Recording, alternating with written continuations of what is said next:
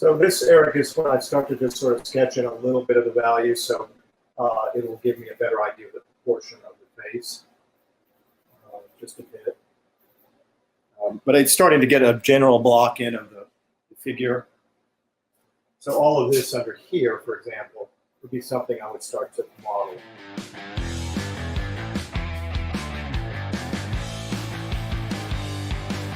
You are in for a very special treat today. One of the most important artists alive today, and I know he's going to blush about this, but please welcome Graydon Parrish. Hi, Graydon. Hello, Eric. How are you? So what's that behind you? I'm just curious. That is my slightly over life-size painting of Carmen del Orifice. She's an incredibly interesting person. Has been a model all her life, and now she's going to be 90, and she still is modeling for Vogue, and she's in Target and Sephora. She's a really fascinating person who's known a lot of artists. Wonderful. And well, we're going to talk a lot about your art today. Just for everybody's benefit, I want to show what may be your most famous painting. This painting is how many feet long would you say that is? 18. 18 feet long and what, about 6 or 7 feet tall? Yeah, a little over 7.5, I think. Yeah. So I remember. Yeah, and how long did it take you to paint that? I'm just curious. I know you did hundreds of studies. Well, you know, it was the first big painting I had done on that scale, and it took me under 4 years, maybe a little 3.5, something like that. I painted the whole thing in grisaille first before I painted it in color. The roses, for example, I had to import regularly from California. It was an ordeal. It's just a lot, and it was only me. I had no assistant, so probably that's why it took so long. Well, that's the benefit of youth. Well, we're going to learn about your painting today, but you also are going to do something very special for us. What are you going to do? Well, in anticipation of my upcoming participation in Realism Live, the big worldwide expo online, I am going to copy a Bouguereau head study. I have studied Bouguereau a long time, and but I've updated it with Munsell, so we're going to be able to analyze his colors exactly. But right now, I'm just going to do a site-size drawing in preparation for the class. I'm starting out in charcoal, and then Bouguereau, he would ink the drawing later or go over it with paint. So we'll do that as well in the expo coming up. So. Oh, outstanding. All right. So we'll be back in just a minute. So folks, we got Graydon Parrish. What a monumental day. I mean, this is a very special artist. He's a very close friend of mine.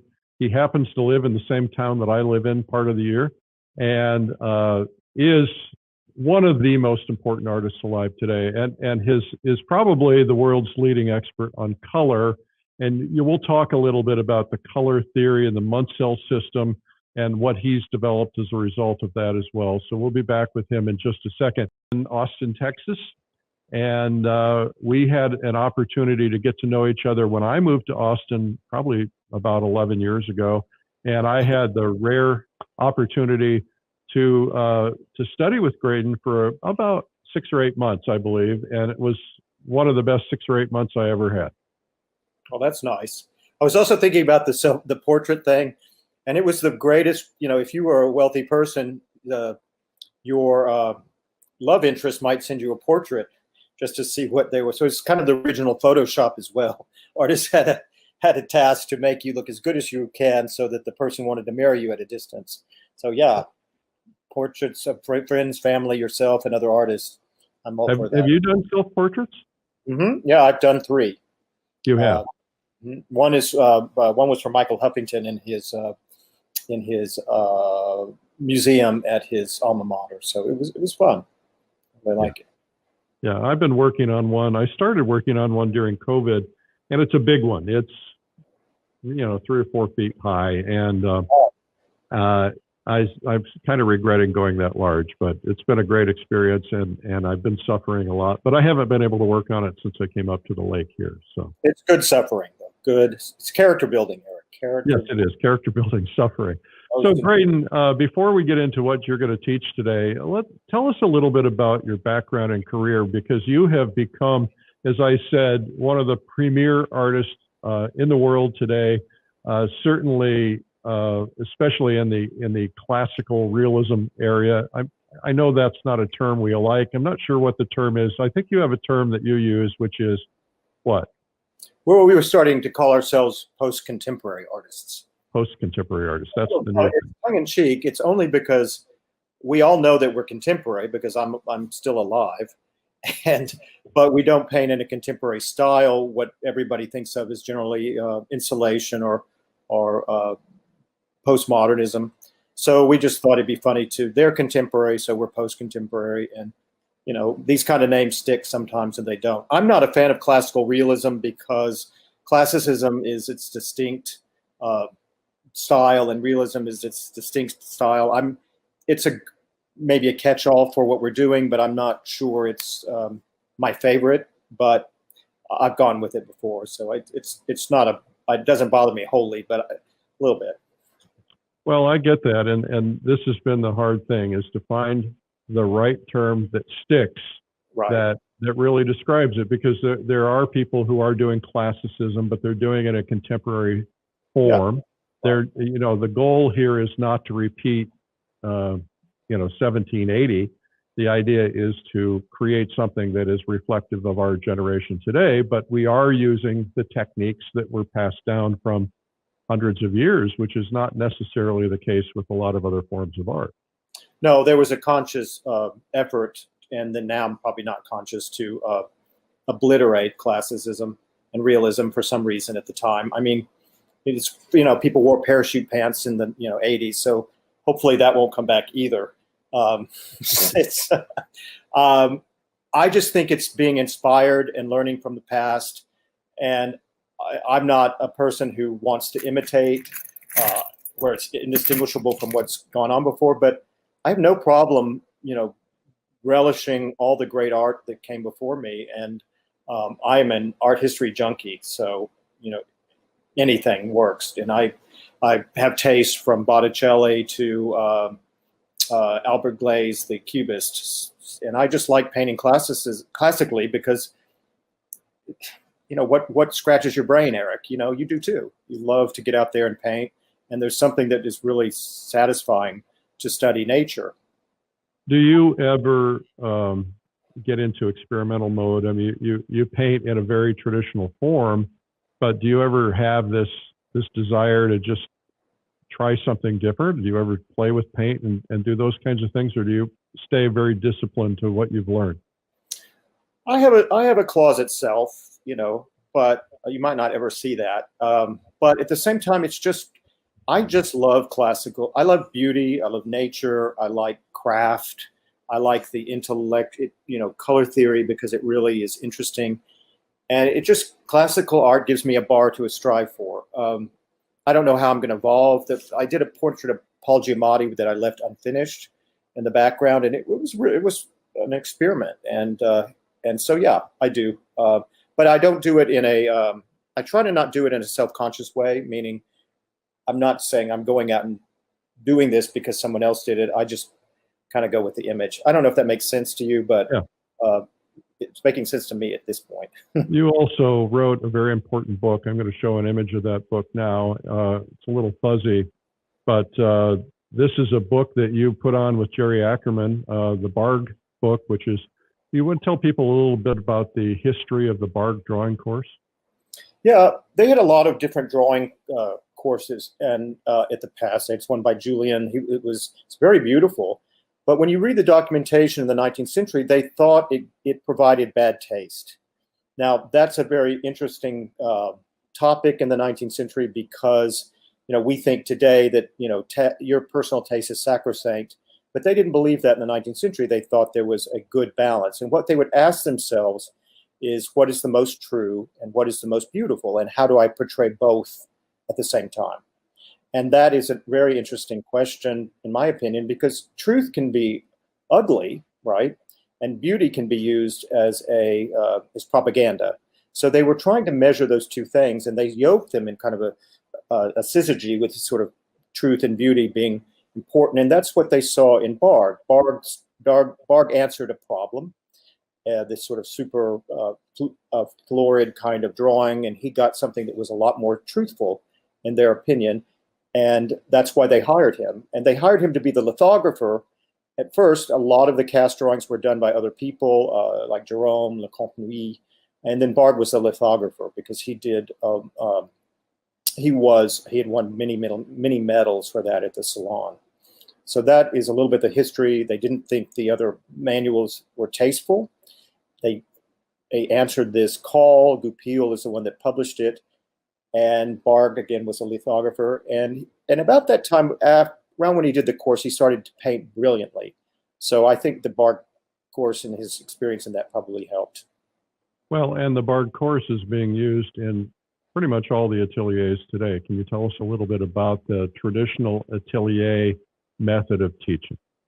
Well, so you're going to laugh a little bit because the Barg book was intended for not college students and not high school students, but the equivalent of sort of a middle school student. So they were meant to start very, very young.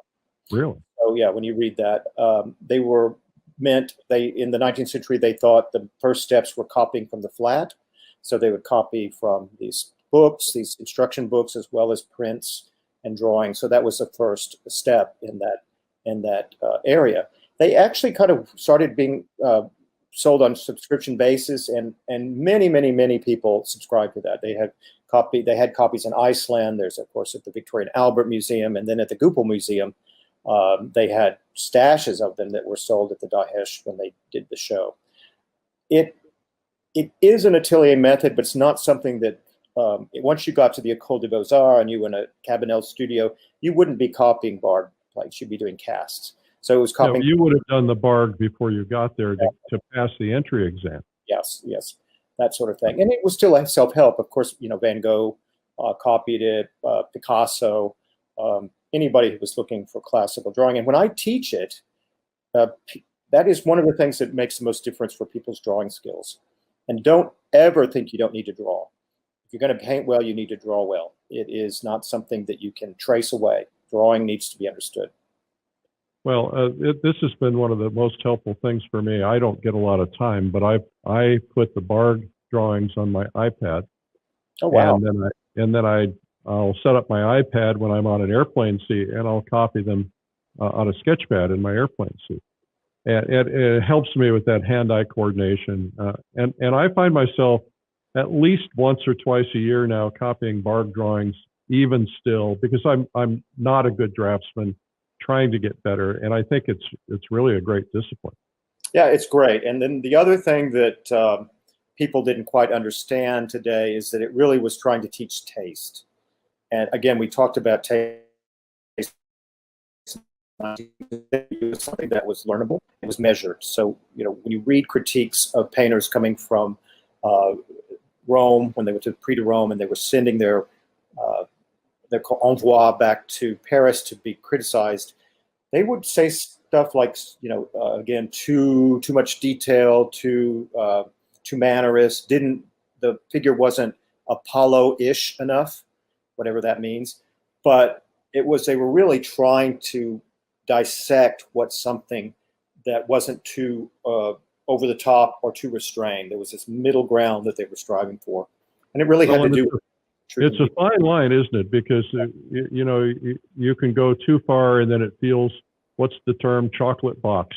Yes. Right. It feels a little bit too. That's a term Peter uses anyway, Peter Trippi. But it feels a little too sweet, or a little too overdone, or a little too perfect. It's coy, right? Yeah, I agree with you, and that is just that fine line. And one of my favorite artists, of course, is Bouguereau. I love the way he paints. But he does occasionally kind of slip into that. You're like, oh, Bouguereau, why'd you do that? Now, I don't think people were as cynical as we are today back then, but still, that kind of overness. And so his paintings that I prefer are the paintings where there's some restraint. Well, that overness is probably what caused the rebellion that he faced in the school. Yeah. Yeah, it did. So you had a pretty rich history in terms of Bouguereau and having access to the Bouguereau notes and so on. Tell us briefly about that. Well, I had a passion for him in my early 20s, and I actually met Fred Ross and told him I loved Bouguereau and showed him all the notes that I'd taken. And he said, Jerry Ackerman needs an assistant. And so Jerry called me and we talked, and I speak some French much better before than when I moved to Texas. It's not so You got good. a Texas accent in that? I know. So I did that, and so I flew out, and I would stay with Jerry Ackerman for about 10 years, working on various projects. We'd go out for a month or two. And we started with Bouguereau, and so I had access to all of Mark Stephen Walker's notes, which he had accumulated when he was doing the original catalog, Realism, which was the show that was at the Hartford Athenaeum and in Paris. Fascinating. I want to show a couple of pieces of your work, and just give me a quick comment or two. Tell me about this piece. Well, this was actually, I still look at it, and it was my first big attempt at a multiple figure painting, and I learned a lot, with it. Do I like looking at it now? No, but I did. Actually, it was a lot of effort to try to do something like that, and it was not, it's nice of people, because a little bit before this, Damien Hirst revival, this was on several covers of magazines and in the New York art world. And so my thoughts at the time was that, boy, realism is coming back. But this was an allegory to people who died young in AIDS, which was still prevalent. And that was before they had any kind of treatment. Right. And then tell us a little bit more about this painting. This painting was actually, after 9/11, was commissioned by the New Britain Museum of American Art. Douglas Hyland was the director at the time, and he visited me. And he was going to buy something small. And then I said, well, I have this 9/11 painting in my mind. What do you think? And he was very enthusiastic. So I proposed this idea for the museum, and they went with it. And so I was very lucky to have it. It's only been in that museum since I painted it. And it's an allegory of 9/11. It really talks about how people are blind to the future. They wake up, but yet somehow we can't pass wisdom on to our offspring, our children, or future generations that have to kind of make the mistake again. And you see those cycles in the history of humanity, where you'd think that people would learn a lesson from this tragic event, and unfortunately, many don't. So that was the idea of the painting, sort of an Ages of Man. There's a lot of allegorical overlaps with it as well.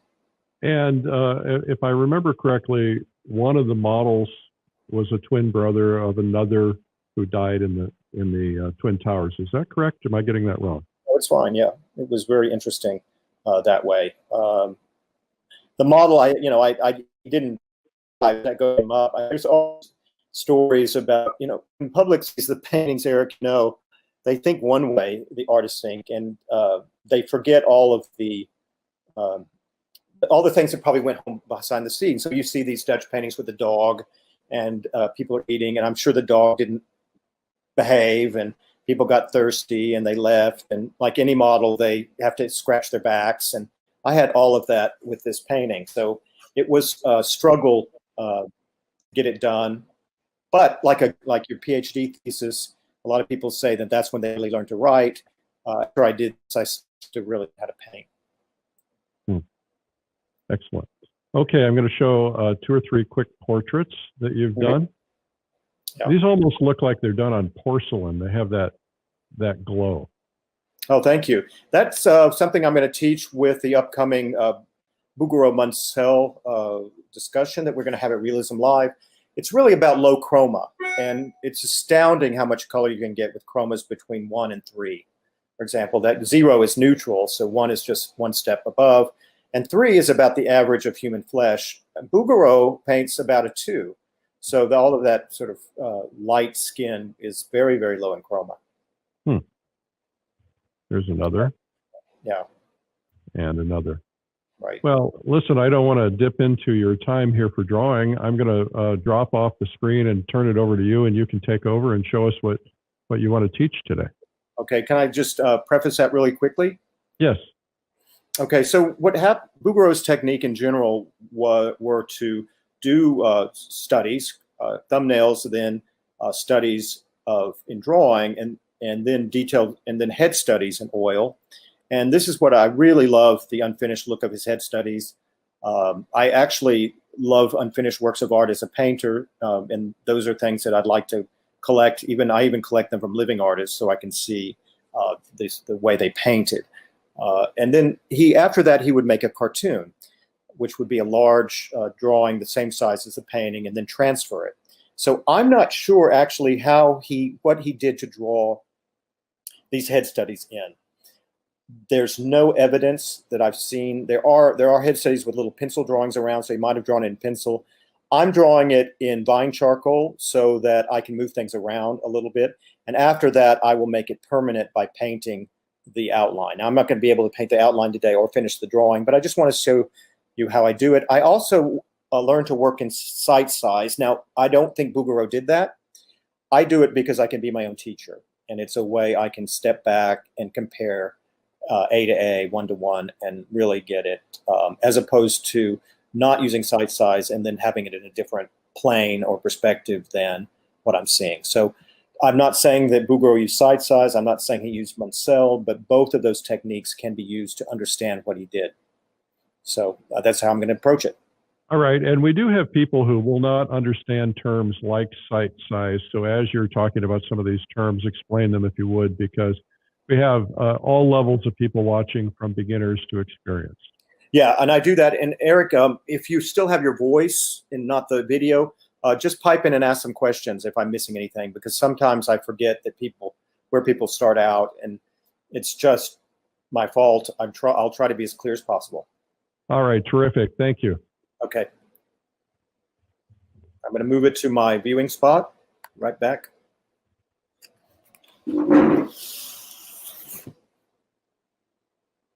Well, we have no image. I hope that's about to be corrected. I put the video on off so that I can move my computer to my spot. I'll re-plug it in. Okay. All right. Okay. All right. I see what's happening. I didn't want you to see all my secrets in my studio, all those dead animals and corpses and skeletons. So that's why I'm turning it off. And please, I'm teasing. Don't call the police. He's a man of international mystery.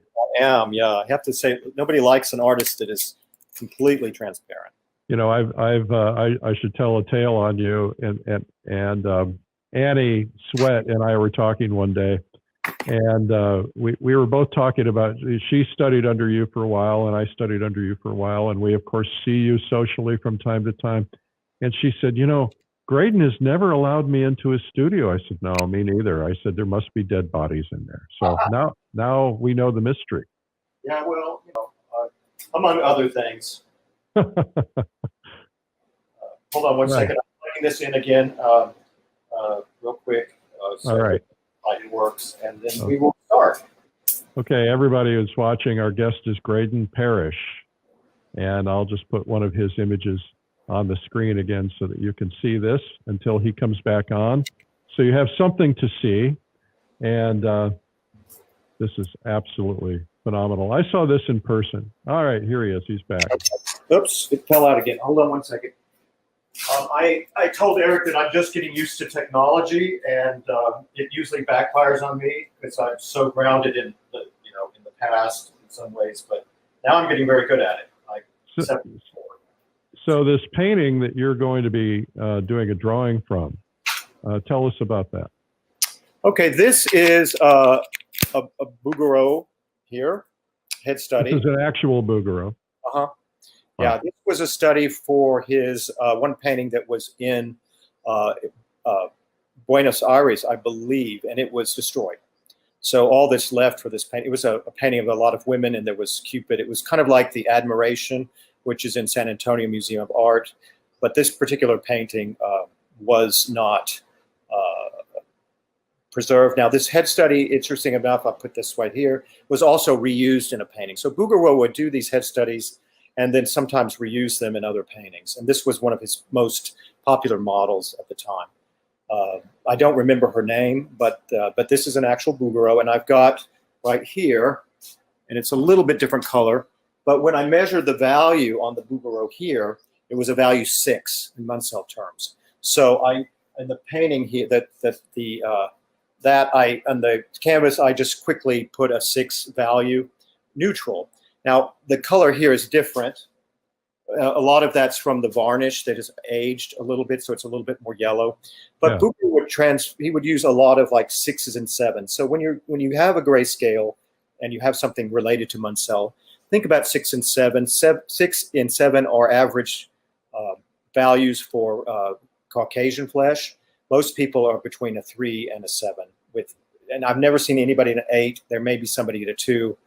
I've measured a lot of different complexions, and that is something that I have noticed. So in this case, Bouguereau is painted on a 6 value ground, something low in chroma. All right. And what kind of a canvas are you painting on? Is it a board, a canvas? What? This is a canvas. This is a nod to Virgil Elliott in that I am not Virgil painting on linen or cotton. I am painting on polyester. Now, Bouguereau would have painted on linen. Polyester is something that conservators advise right now because it's not hygroscopic, meaning that it is, is it hydroscopic or hygro? Anyway, so that term, erase that I said it wrong. But anyway, it reacts less to the environment and the humidity. So people might have had problems with linen sagging, and then it tightens up in a different atmosphere. This doesn't sag at all. I've never had this droop, sag, or anything, and it's very smooth without any of the knots that linen has in it. So what I've done here is I have got a polyester canvas, and I have primed it with lead white. Lead white would be something that Bouguereau would have primed it with. He may have actually, a lot of these canvases he used were bought. They had manufacturers at the time. This is 18 by 15 here, inches. That is what all of his head studies are on that I've seen. All of them are on the same size. And then I had lead white, and then I toned it the 6 value ground with a neutral. Mm-hmm. So that's about it. It's a little bit spotty than I like, but anyway, we just go for it. We'll cover it up. Excellent. Okay. Okay. All right. Do you have any questions? Are you able to field questions from the viewers, or? I am, and I will read them as they come in, but I'd say you got about 20, 25 minutes, so I want to make sure you can get started on this. People are asking, where do you get polyester material? Artfix is one, and Okay. another one is Rose Brand. It is a theatrical supply house, and they have very good muslin. And then there is another brand I like called Caravaggio brand, and it has a very nice, very stretchable material, and you can almost stretch it by hand without pliers. So that's the 3 places I get. I can email you those, Eric, and you can get them out to people if you'd like to. Some Sure. of these links. And Well, I'll tell you, somebody will put them in the comments, I'm sure. Okay. Yeah, we can do that. Okay, so I'm going to start. Now, everybody, I am using the site size method, meaning that my painting here is basically the same size as this. I was unable to get it. Ideally, the canvas and your image would be the same height. So I can't people measure. In the Barg book, I show you how to measure with a string across, meaning that would be the top of the image and the bottom of the image. You could draw a line from this canvas to here, but the idea is to get this at pretty much a one-on-one experience. And so in order to do that, I am now using, let me show you. Hold on one second. The thing about me is that when I start painting, my brain turns off, and I can, let's just see, This is the beginning, Yeah. Graydon. It starts now. Okay. I just had this, Eric, and I was looking for, aha, there we go. There's one. Okay. We got our charcoal. And one other thing here. There we go. All right. So what I'm doing right now is I'm using a knitting needle here for my site size work. It means that when I hold out the needle here, I can measure across. So And do you keep your arms straight when you hold it out? Yeah, Eric, it has to be locked. Okay. So you have to keep that out, and this needs to be, so you have to just take into consideration that it is not tilted one way or another. So you just look at it and keep it plumb. And your image also has to be straight up and down. Yeah, Yes. So using a little bit of a tiny bit of they have these really tiny levelers, small levelers. Just put it on top of the painting. You want the painting that you're copying or the object or your canvas, if you're working from direct observation, to be at parallel to the, to be plumb, meaning it's parallel and perpendicular and not to any one side. And am I correct that you have to step back about 2.5 feet or 2.5 times the size of the canvas?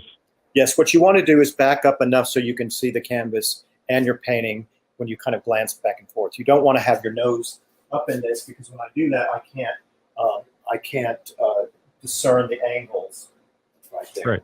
And important. So you back up about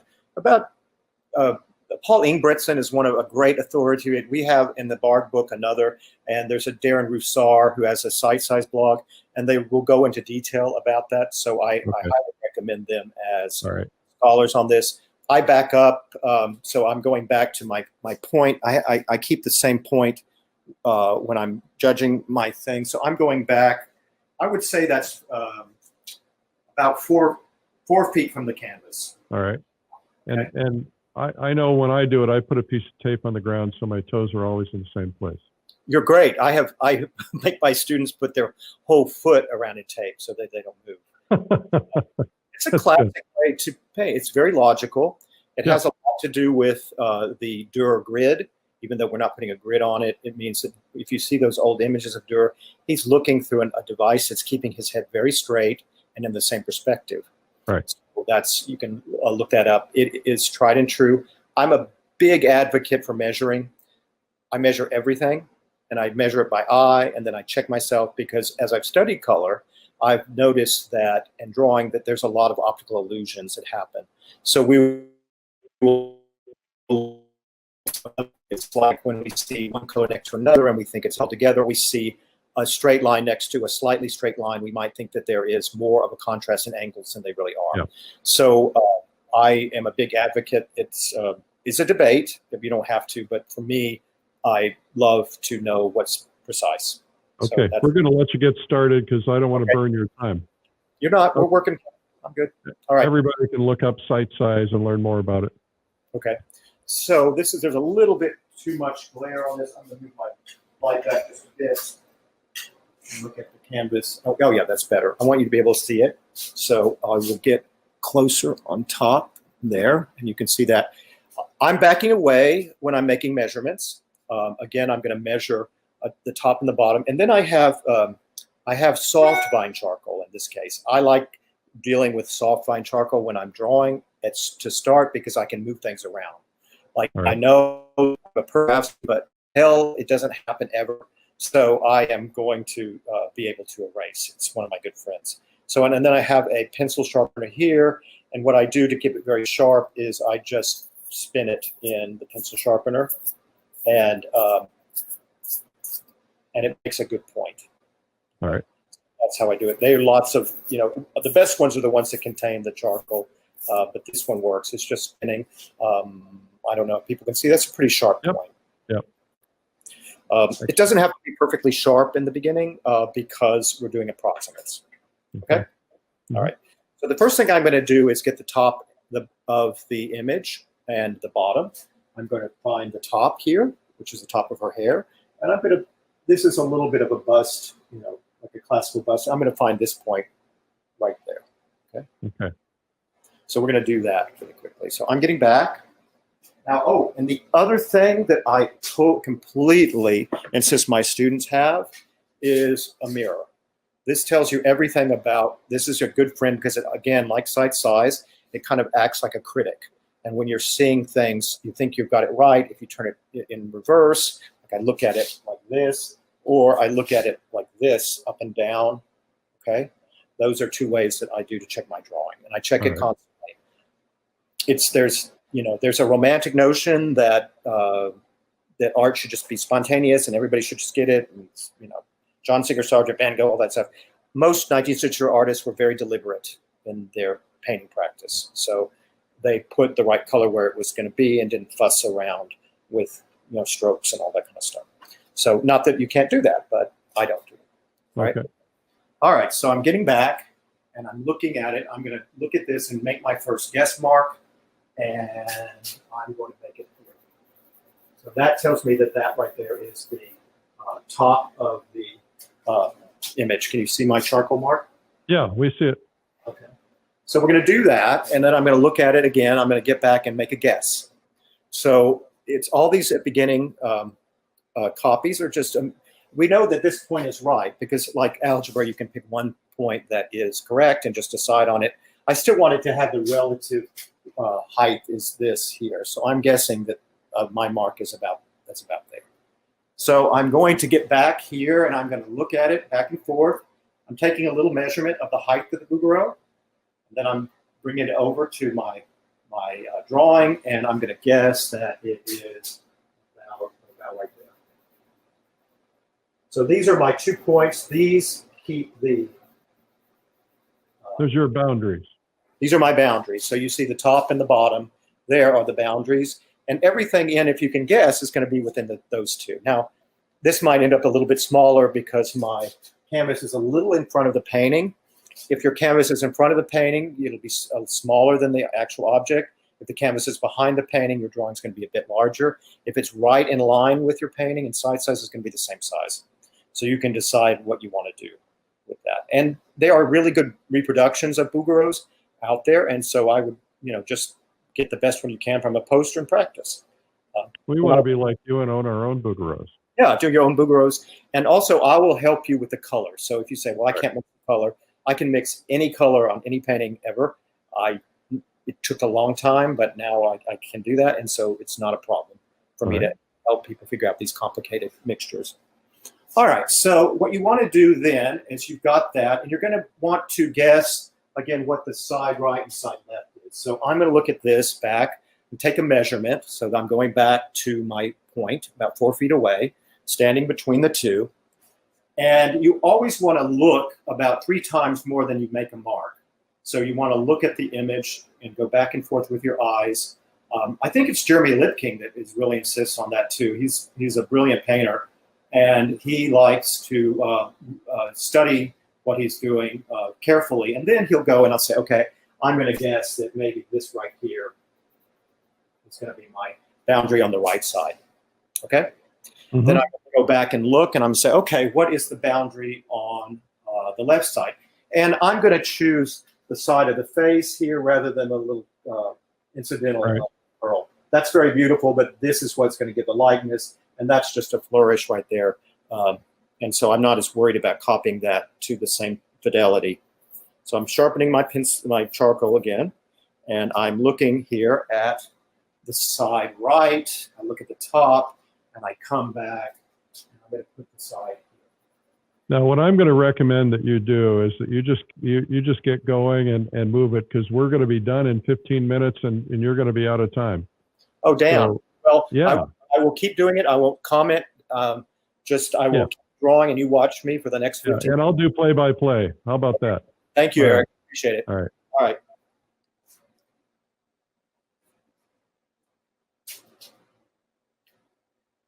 Okay, so he's putting in the chin mark. Now he's putting in the top of the hair. Top of the eyebrow or top of the hair? This is the hairline right here. Okay. I'm making this distance here, and I've got this distance there.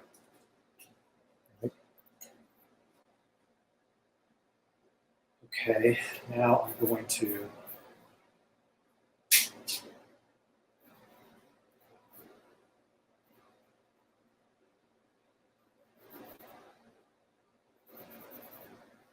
getting those angles is I find is always tough. The angle, slight angle of the eyebrows. Yes.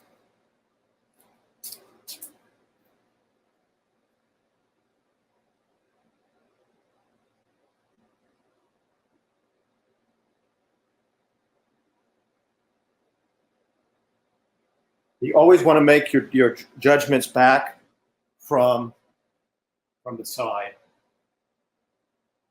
All right, that's good. So I'm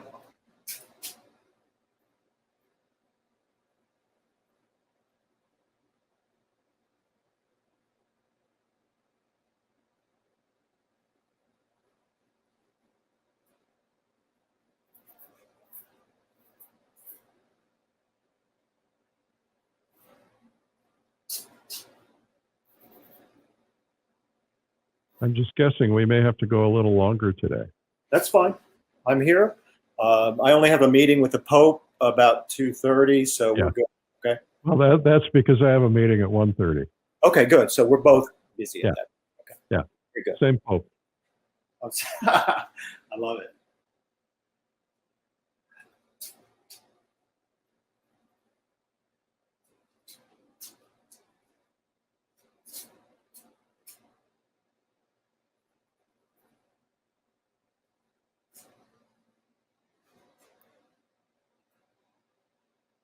This is what I went through when I'm not going to ask you to comment. I'm just play by play.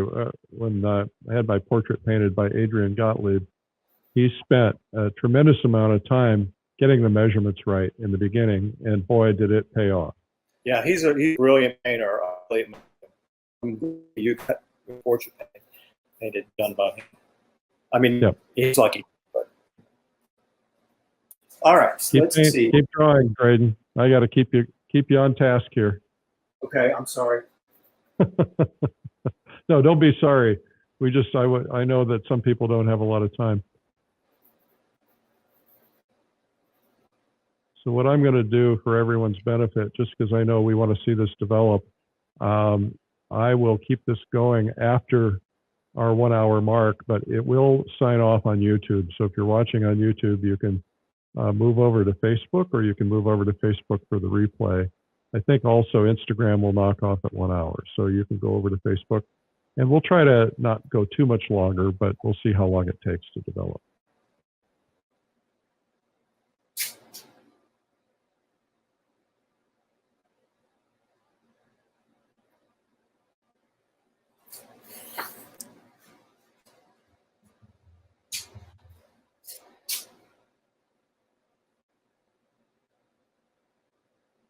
If you're just tuning in, we're watching Graydon Parrish. He's doing a site-sized copy drawing of this original Bouguereau painting.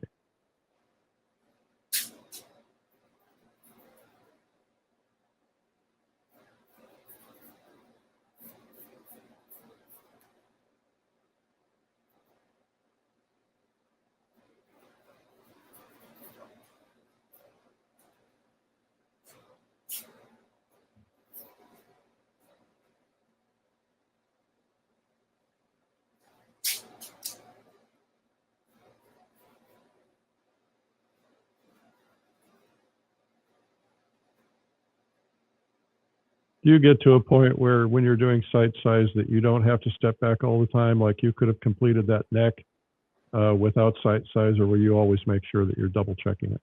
I double check it, but as I've gotten better, Eric, I have a much more developed memory for things. So a lot of my work I do from memory, so I can look at it and get back and forth. But I always measure and check because I'm always fallible with that. And I've made some terrible mistakes before, just out of our visual system. I probably needed to eat some protein. I'll tell you, if you don't get it right in the beginning, you suffer forever. This is a monumental time for me because I've never seen you draw live, and I certainly have never seen you paint like you're going to do on Realism Live. So that's going to be very cool. Good. I'm looking forward to it. So are we.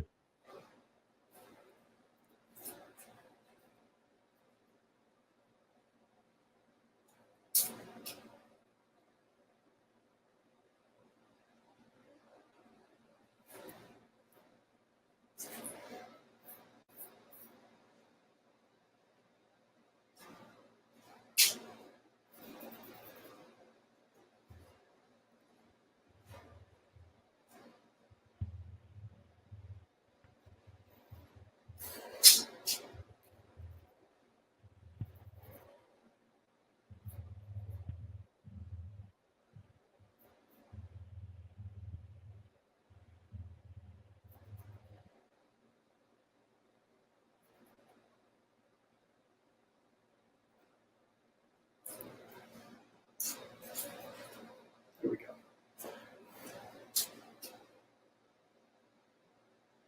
How much level of drawing do you need to put in for what you're going to need for a painting. Will you do this to a fairly extensive, fully rendered drawing, or are you just going to try to get the basics in so that you're laying paint on top?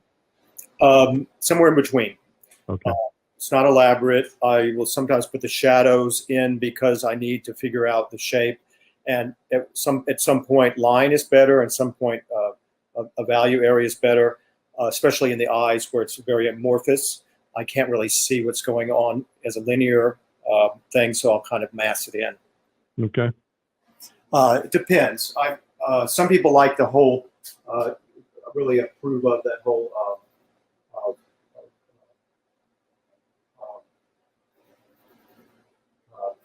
what I was saying, everything in line, like Jacob Collins' early days, Yeah.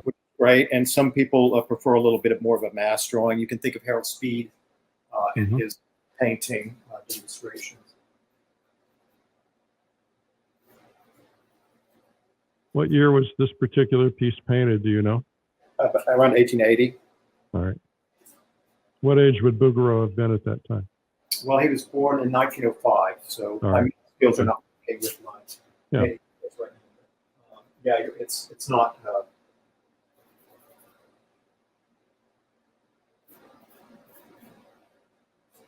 When you look at the Barg book, a lot of the drawing lines are straight, but not all of them. So, in my opinion, it's okay to do slightly curved lines when you are working. But when you're learning, it's probably a good idea to start with straight and then then add the curvature. To misjudge the peaks on curves, which is okay. It just happens. Don't be afraid of the learning process. Nobody comes out a winner in the beginning. Because it's the only way to get there is to be a little bit cavalier about it, but also.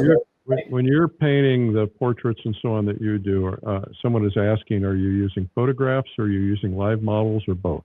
So, it's according to the age of the person whether they can sit. I can't paint 3-year-olds from life. It just is impossible. They don't sit still for 5 seconds. But adults, I like to paint from life. I do a lot of studies from life, form studies, studies of flowers, studies of those things. So if I ever have to work from a photograph in a portrait, I will use all my life references. All right. I'm not really dogmatic about anything, Eric. It's not my outlook. I'm more interested in the knowledge than the procedure. I think that really helps make things look better. It's like you got the basics of the mouth in. We are going for the mouth. Again, mouth is always a difficult subject. Why is that? Well, because we look at it when people talk to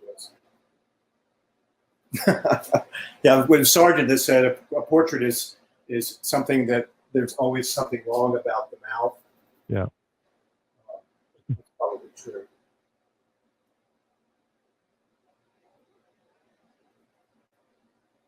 So, everything when you start with a linear drawing, it's not going to look completely correct until the values are in, but it's a start.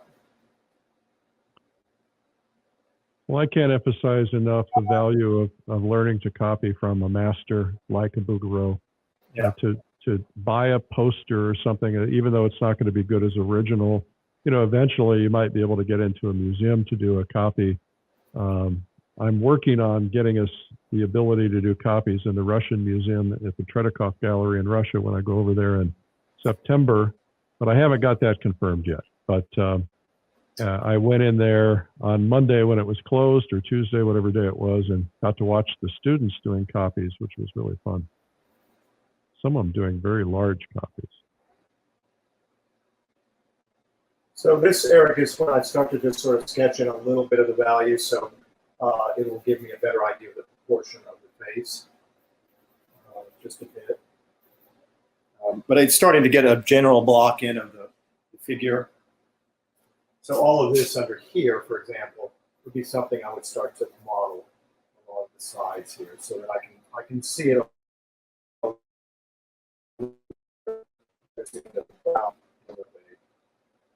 the way I can see, I can start to see the value of that. Uh-huh. And then I'll do a little bit of value for here. The shapes will get more difficult, as long as I get the proportion right. All right, so I'm getting back and I'm checking my values, making sure that they're in the right place. Here, I'm going to measure the top of the hair. Mine looks a little bit short, but that could be a value thing. So sometimes it's perception, not reality. It looks wrong. Yeah, it's just because value makes things look thinner. If you've got a dark value, something will look too big. So it's that kind of like I always wear black dresses because when I wear white, it makes me look like I've eaten too much. So that's the idea. And it really does make a difference with the value. So don't really find that that's too much of a problem. And when I'm drawing, I just make the placement. And again, I'm using soft charcoal to get that in there. Yeah, and It feels to me like the forehead is too big. It is. I just missed the mark. It's not right there.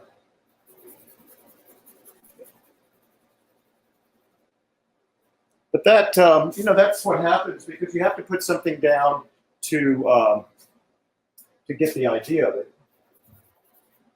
It's not a problem. I started to enjoy working in oil when I didn't worry about having mistakes. I just learned better and better how to fix them. Right. So it makes it just much more delightful to draw. Okay, YouTube folks, it's going to cut off in about 30 seconds, so I apologize for you, but you can go back to Streamline Art Video on Facebook and search Streamline Art Video, and you'll find the continuation of this. How much longer do you think this will be, Graydon? Well, I'm not going to make a finished drawing here, but I'd love to do another 20 minutes. Is that too much? Okay, yeah, we'll do that. We'll do another 20 minutes. The Pope is waiting. I get the thing masked in so it looks reasonably correct.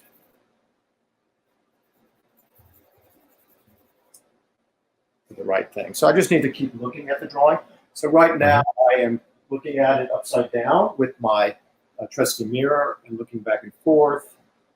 And it is just, the proportions are pretty good. This is where value is really going to help it look more accurate. So you want to have the shading under the eyes here.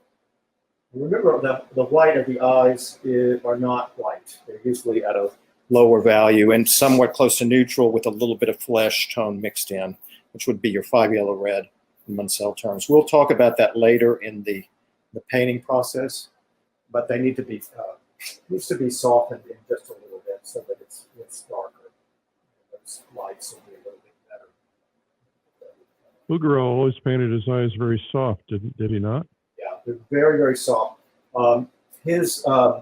One of the secrets to his work that I've studied is that everything's very well gradated and blended. So he was very careful about getting those transitional values.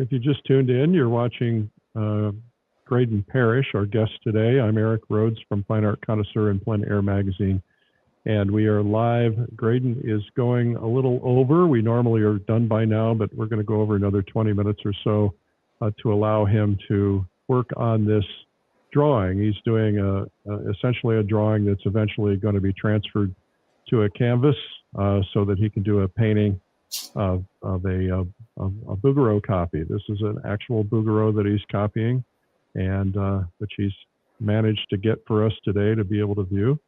And so this is a treat. Graydon's going to be part of Realism Live, which is coming up in October. You can learn more about that at realismlive.com. I feel like a football commentator, you know? Yeah.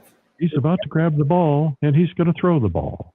I got this Bouguereau, so if you hear police sirens, oh, I'm going to take a break and run. It's nice to have friends in high places to loan you their Bouguereaus. Sign away my life.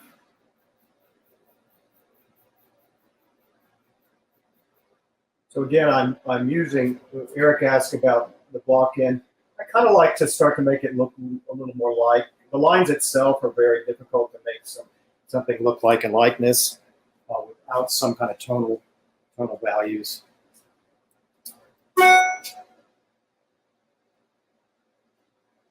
I'm getting all these emails from people who are watching you and sending you emails. I hope they're commenting on my attractiveness. Well, the black shirt helps. All right, I'm going to check the comments here and see if anybody's got any questions. Ah, somebody said Facebook kicked them off. We might be kicked off in some. Well, we'll just keep going. We'll find out what happens.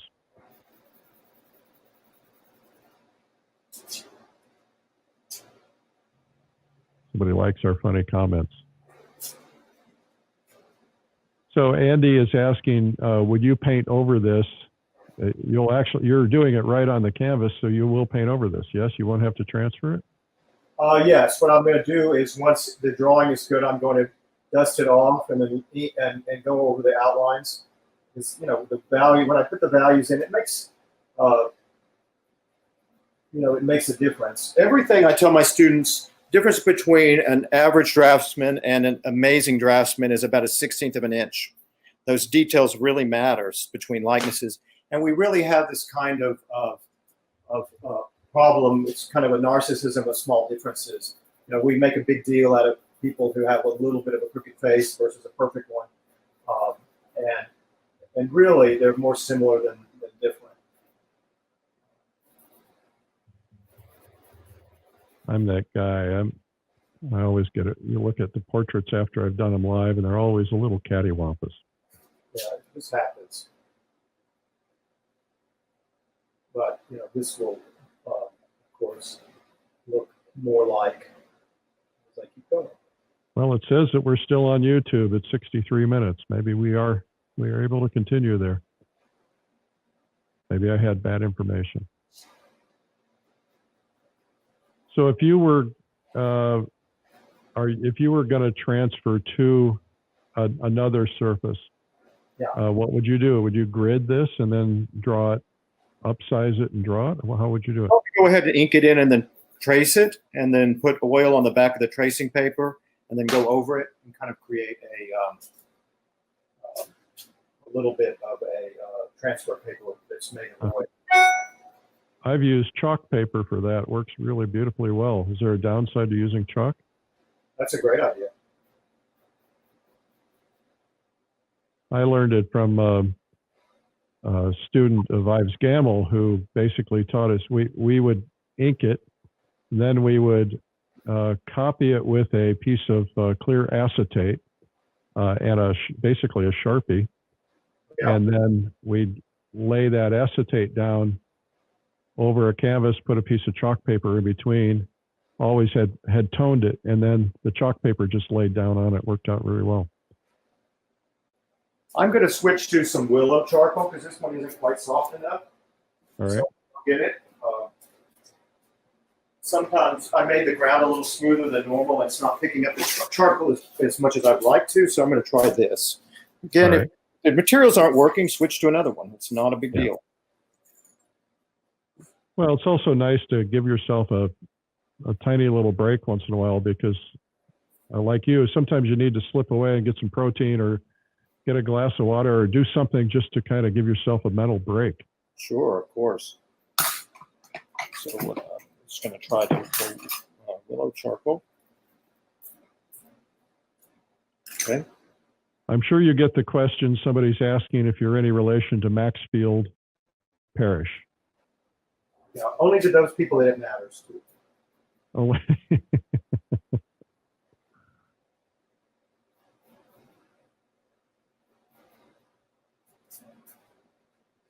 Ha.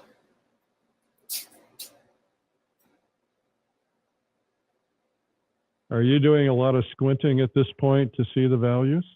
I always squint. That's why I need Botox occasionally. Squint, squint, squint. It is really something that is an important thing to do. So I will try to sharpen this a little bit better.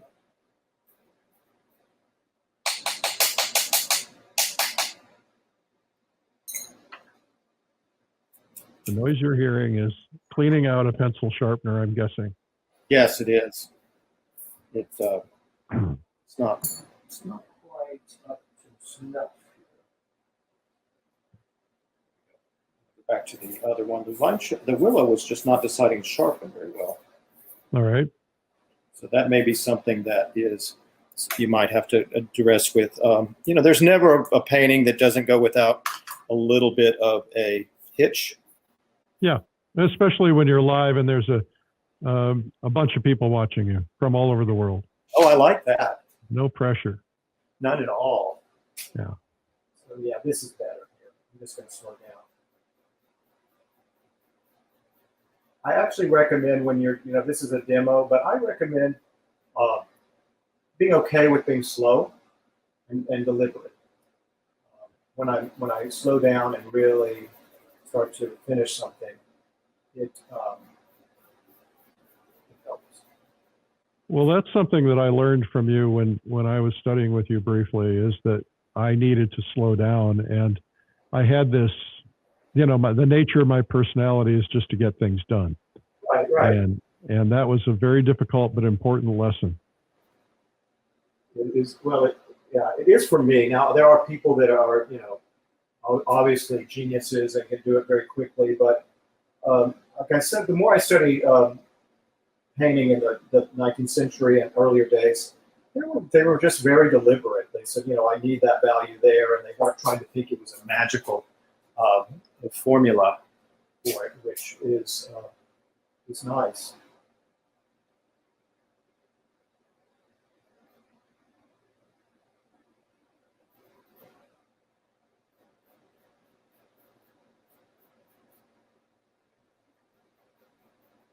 But again, when I started to like say, well, yeah, I have this other thing I put up in all my students' studios. I say everything is fixable, so they don't panic. There's a nice thing about oil painting and charcoal is that you can move it around a little bit and correct yourself. Right. And so the idea about the difference between a painter at a high level and one at a low level is just that they know how to fix their problems.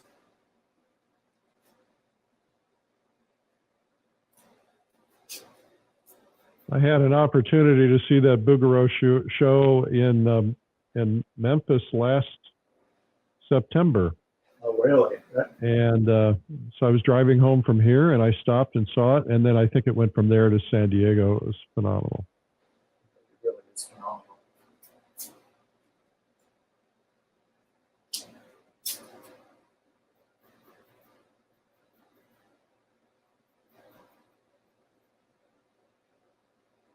So again, if you just tuned in, because we are seeing some audience increase, this is Graydon Parrish, who is doing a copy of a Bouguereau. He's doing a drawing for a painting that he's going to do on Realism Live, which is coming up in October.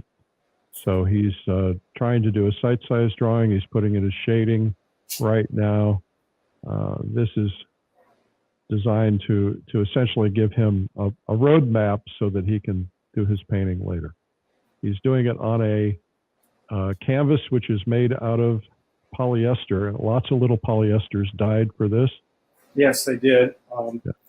They're endangered in certain cities. Thankfully, they're not as in danger as they once were, because double knit is not quite as in fashion as it once was in the 70s. Yeah. They kind of that was a low point. They got this, there were polyester people who conserved them, which I'm very, Yes.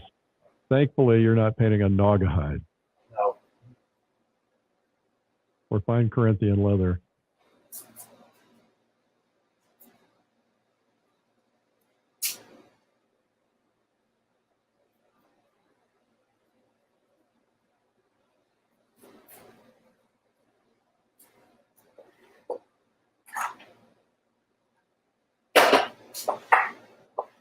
Really not very much of that painting is in light. Now that you've got that in, you can really see. Yes. I've got a spotlight on it. I found a better pencil sharpener too, that I was elusive and decided because we're doing the work of the universe here, I can now sharpen my charcoals. Ah. So I'm just toning some of this down a little bit so it starts to model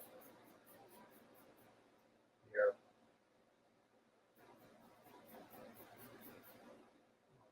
I might not be able to go as dark as I need to in the eyes. There's a big accent there. Here, this needs to be refined a little bit.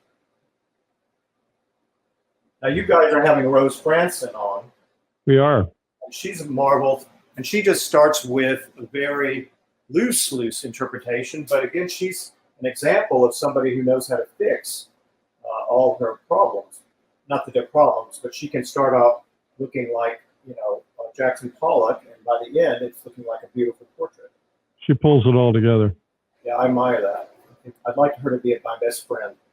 He probably is. You know, I was talking to Tim Reese the other day. Tim Reese was on one of the broadcasts, and he just moved to her small town in Iowa, and he bought a house. I can't say the amounts of money because it wouldn't be appropriate, but I was amazed at the low amount of money for how big a house he got in that town. I thought this will become an artist community fast, because everybody can go there and buy a building and buy a house and not spend any money. I'll tell you, Eric, the biggest bargain right now in Texas is Brownsville and McAllen. They are pennies on the dollar, and you get a tropical location and a bilingual culture. And I'm hoping people will move down there at least for a winter, at least for a winter getaway, because it's, it's the lowest it gets in the winter is about as high of 71, and it's a lot more. You can grow things that you can't quite grow in Austin. Is this a clue to what you're going to be doing? Well, we bought a house down there, so I just am shocked at the affordability of it. And there's like 3 airports, so the idea of traveling, and now we have internet access, and so like we were talking about, it's probably going to change the way that the art world functions. So you don't need to be in New York as much as you can just be online. Well, you and I always talked about creating an artist colony in Austin because it was the center of Texas. The center, wasn't as expensive as New York and Los Angeles, and we talked about starting an atelier. And of course, now one has been started by someone else, which is doing a really great job. And we're seeing a lot of people moving to Austin, although Austin's becoming more expensive now because so many people are moving in. Yeah, what they're doing in my neighborhood is very San Francisco. They're tearing down all the houses and building new ones. Oh, that's too bad. I don't think I could ever live here. No. But it's a very vibrant city. That certainly everybody likes it. Yeah. And Josh LaRock lives here. And he's Not for long. He also loves Bouguereau, so he's a one to talk to about. Josh is moving to Maine. Oh, he is? Yep. Oh, wow. Yep, just learned that this week. Does he have relatives up there? Yeah, it's a tug of family. I see. Got young kids, you need support systems.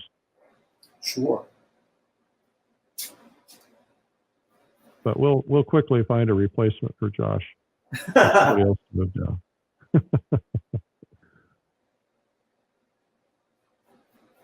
So I'm using tone here, value, to just, correct the drawing. It's very hard to get a likeness with So as I'm doing this, it's getting more and more like what I was seeing.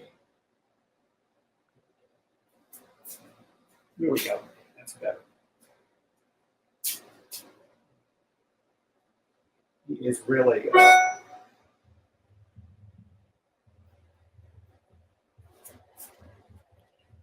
You have a wonderful lineup at Realism. Again, I'm working on this. I hope, Eric, I can watch some of the videos too. So, Oh, of course. yeah, this is going to. Your faculty, you get all access. You're on live the whole time. Can I get faculty buffet too? Faculty what? A buffet, faculty buffet room. Yeah, sure. I'm kidding. We're not going to be in line. Just need all the perks.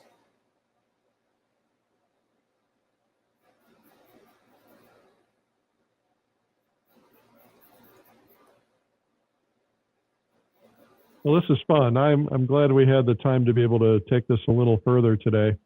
Yeah, I think it's looking better. You know, I think that the copy here is not too bad for the beginning of the painting. Now I'm going to keep refining it a little bit. It's a bit distorted because of the camera angle, but I'm going to keep working on it, and I will have it ready to start for the Realism Live. And I'm working from, after this, I'm going to paint in the lines solidly, like Bouguereau would use an ink. Again, in my homage to Virgil Elliott, I'm going to use oil paint or George Ohanian, and I'm going to block in that, get the drawing better, and then I will paint on top of this. I probably won't transfer it to another canvas, although I might. The only thing I don't like about this is a little bit of spottiness. You wouldn't see that in Bouguereau. Again, most of his canvases these study canvases were prepared by the art store. So this was a standard portrait size. They had standard landscape size, and you could get them in a variety of colors and grounds, from absorbent to non-absorbent. Well, why don't we do this, Graydon? We'll wrap up now, but if you will, when you finish the drawing at whatever point, find this broadcast and post it in the comments so people can see the drawing. Do I have any questions that I need to follow up with? I'm sorry? Do we have time for a question from somebody on the internet? Yeah, sure. Of course we do. If we have any questions, let me see here. It takes some. What type of ink would you normally use? India ink? I know you're going to use oil in this case, but what type of ink? Indian. That's what Bouguereau would use. India ink. I don't do it. I just, I try, as much as I love Bouguereau, I try to listen to the conservators today and not be stubborn. Well, I also hate to ruin a drawing. Yeah, it's a beautiful drawing. Thank you. Well, it needs a little, certainly a little bit more of the value. The charcoal here isn't really is easily to do on this smooth canvas. This is one of the first times I've used this. It's going to behave a little bit more with texture as far as the drawing, but again, we're really not doing a drawing. We're doing a painting, so these are a step towards that goal. Right. So when you drop off and you get away from it and then you come back, you'll remeasure and see if your drawing is a little off and you'll correct it. And then once you transfer it, you're going to do what? You're going to put a piece of paper over it. Oh, if you were to transfer it, how would you transfer it again? Well, I think I might try that acetate thing. So I'm going to just see how that works. I don't use that. Like I usually use tracing paper. But yeah, if you go to Jerry's there in town, they have what they call chalk paper. It's in rolls like Saran wrap, and then try the acetate, and then you just take I take a stylus or something, just so it creates a little bit of pressure, and works pretty well. I have an axe in my studio. Do you think that'll work? Yeah, I think it'll work. Okay. Yeah. Okay. Any other questions? Yeah. Why do you have an axe in your studio? What? You said you have an axe. Why do you have an axe? It goes back to the bodies in the studio. I get that now. If you don't chop them up the right way, they mix into the pigments. All right. What else? Okay. To see if there's any other questions in here. Lots of positive feedback. Is it possible to have a close-up of the original so that I have a drawing ready for Realism Live? Because what she's going to do is copy while you're painting. Okay, so what I'm going to do is when I get the other things photographed, I'll get this photographed as well, and then I'll get a copy for people. All right, terrific. Copy. Okay. All right. Well, how about a round of applause? Everyone, thumbs up for Graydon Parrish. Graydon, this is exciting. I will see you in the studio. I'll be flying back literally the night before. Okay. So I will have been on an airplane. You might want to wear a mask. I'm just saying. All right. I will. I wear masks all the time. Thank you, everybody, for joining us. Really sign up for Real Live. It's going to be spectacular. And I'm going to keep working on this Bouguereau today and get a little bit more refined for you guys later. But it's just a matter of time on task. It just happens with everybody. Remember, Bouguereau was a fabulous artist, but he did have assistants doing a lot of work for him. So those big prolific artists tend to have a lot of help. Do you think Bouguereau had people drawing heads and hands for him? There is evidence of that, yes, but they also did the background very often, and they would do the sometimes would do the clothing. You know, they did all kinds of stuff for him. He was mysterious, but there's evidence and notes from people like Damien Bartoli have brought a lot of that to light. And are all of those notes now in the catalog raisonné that Fred Ross did? I'm not 100% sure. I have an archive. I made copies of a lot of those things with Jerry. So I have some of it, not nearly what Fred has and Damien, but I still have some of that. It's interesting. You know, there is, you know, the artists in the past were you and me. So they did a lot of the things that we are doing, and they just got better and better at the craft. Yeah. But they had one question here is, why not just use calipers to measure side to side instead of stepping back and doing sight size? You can. I like to train my eye. Yeah. Okay. All right. A lot of you know, try to keep getting better at it. So I tend to appreciate just going for it and adjusting. That's all right. If you're not getting something right, by all means, go and check it. Yep. There's a hello to you from Avriel in South Australia. First time I've ever heard your voice. Well, I hope she can understand me. I don't speak Australian, so. All right. Looks like that's all the questions we've got for now, but I'm sure there will be more. You might want to, once you're done, go into the comments tonight sometime. Okay. There's by the time of the different platforms, there will be 4,000 or 5,000 views between Instagram and Facebook and others. And so thank you, Graydon Parrish, for doing this today. Thank you. We really appreciate you taking the extra time so we could see this develop. Well, I enjoyed it, and I really did enjoy it and connecting with everybody. And thank you, Eric, for promoting classical and realistic contemporary art today. Oh, absolutely. It's my passion. Yeah. Thank you. All right. All right. Bye-bye. Thank you, Graydon. That was Graydon Parrish, and we ran long today, so I appreciate your patience. We normally run an hour, but today, special day, special guy.